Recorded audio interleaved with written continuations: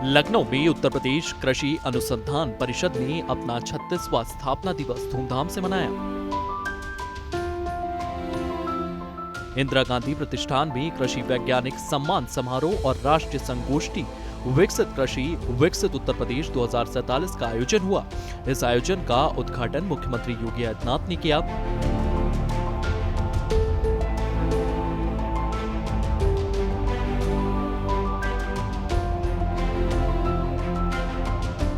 समारोह में कृषि वैज्ञानिकों को उनके उत्कृष्ट योगदान के लिए सम्मानित किया गया। सीएम योगी ने इस मौके पर कहा है कि उत्तर प्रदेश में देश की केवल 11% कृषि योग्य भूमि है, लेकिन यहाँ की उपजाऊ मिट्टी और प्रचुर जल संसाधन इसे कृषि के क्षेत्र में अग्रणी बनाते हैं।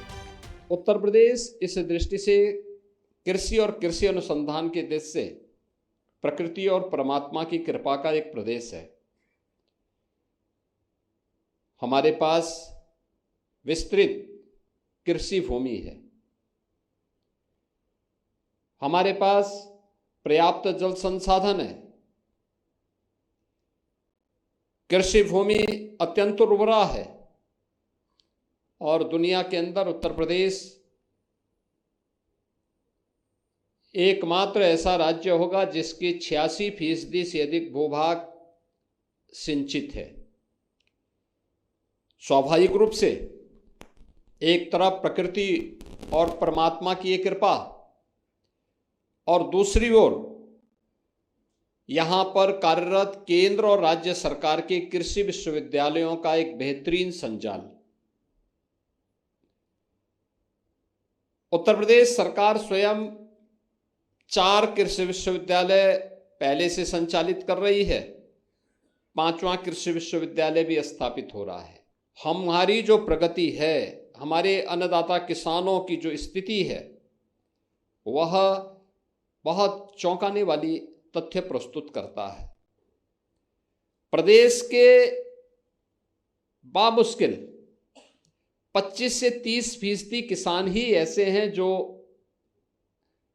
वैज्ञानिक शोध और अनुसंधान के इन कार्यों को प्रभावी ढंग से अपनी खेती में लागू कर पा रहे हैं, और उसका परिणाम भी है।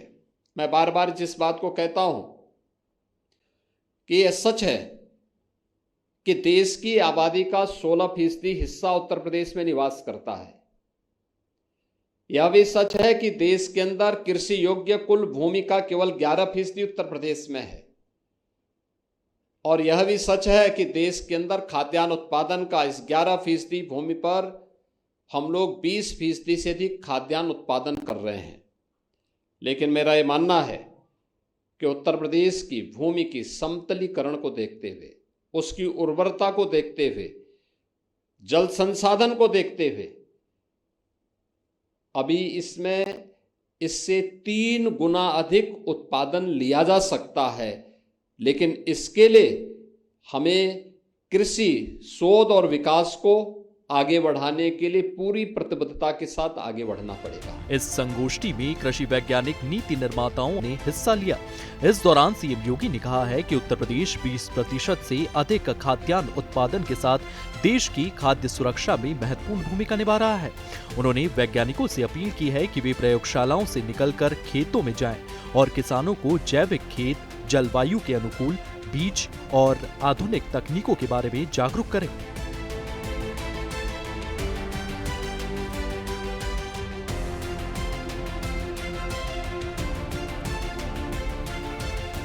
याद करना कि दुनिया के अंदर विकसित वही देश हुए हैं जिन्होंने अधिकाधिक शोध और विकास पर ध्यान दिया। वे अलग अलग क्षेत्र में हो सकते हैं। किसी ने स्पेस साइंस में किया होगा, किसी ने आईटी एंड इलेक्ट्रॉनिक्स के फील्ड में किया होगा, किसी ने एटॉमिक्स साइंस में आगे काम किया होगा। अलग अलग फील्ड में जिसने जहां पर उसको दिया वह उस क्षेत्र में आगे बढ़ा। और हमारा यह मानना है कि उत्तर प्रदेश के अंदर इस क्षेत्र में केवल देश का ही नहीं, दुनिया का पेट भरने की सामर्थ्य है। कृषि, हॉर्टिकल्चर, वेजिटेबल के लिए हम बहुत कुछ कर सकते हैं, लेकिन अभी भी हम लोग यहाँ की जो हमारी क्लाइमेटिक जोन है उसके अनुरूप उस प्रकार के अनुसंधान को आगे बढ़ाने, प्रकृति के व पर्यावरण के अनुरूप उस प्रकार के शोध को आगे बढ़ाने के लिए हमारे स्तर पर जो प्रयास होने चाहिए उसमें और गति देने की आवश्यकता है। आपके द्वारा किए जाने वाले शोध और विकास के इन कार्यक्रमों की गति प्रदेश की भी और देश की भी प्रगति में एक निर्णायक भूमिका का निर्वहन कर सकता है। कि यूरोप के लिए जो उपयुक्त है वह भारत के लिए भी उपयुक्त है, यह आवश्यक नहीं है।